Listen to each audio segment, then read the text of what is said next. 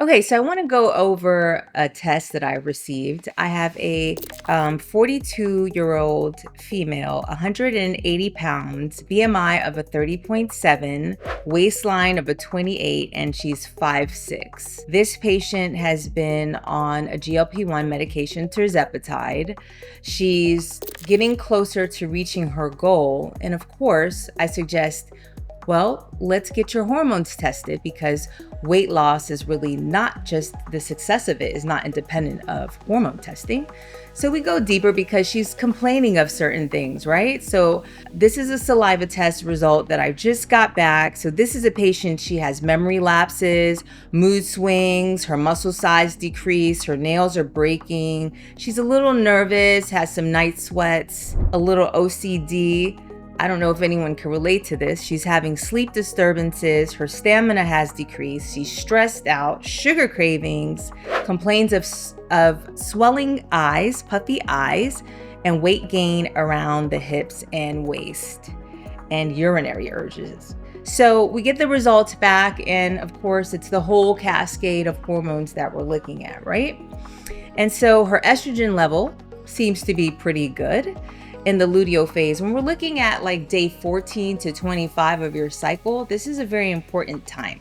This is where we like to test to see if there are any hormone imbalances. Sometimes in general practitioners, they'll test any time of the month. But to get really accurate numbers, the best time to test is from day 14 to 25. So day 14, day 1 is the day that you actually start your menstrual cycle. Here, the patient has low progesterone. And progesterone is probably what at this point is affecting her sleep. So that's something that, we want to correct. Another thing that she's having is low testosterone. So this is creating her low libido, a little bit of vaginal dryness, some fatigue. It can create memory loss and some depression and muscle and bone loss. So we don't want to give too much testosterone because you can get a little bit of hair thinning, but you definitely want to address that low T. I'm really picky about the testosterone because it affects women's sexual drive and ultimately affects their relationships, right? So we want to stay on top of that. Here, the patient also has some low DHEA. So we want to also correct that because that also helps our testosterone levels. And here it totally looks like her adrenals are blown out. So it makes sense probably why she's gained weight and having issues with weight maintenance, because maybe she has a lot of stress in her life. Maybe she's working 12-hour night shifts. Maybe there's been a loss in the family. Maybe she just had two or three children. Our stressors come in different ways and it affects our adrenal glands. So correcting our cortisol levels are very important here.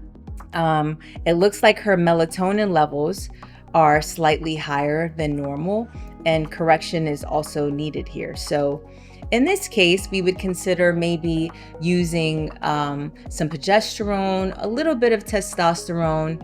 We'll also add some adaptogens like ashwagandha to help with her cortisol levels, support her with some DHEA, and also make sure that she's on a really great multivitamin. But this is a perfect case, and I think that a lot of women have these symptoms, and I feel like a test is warranted.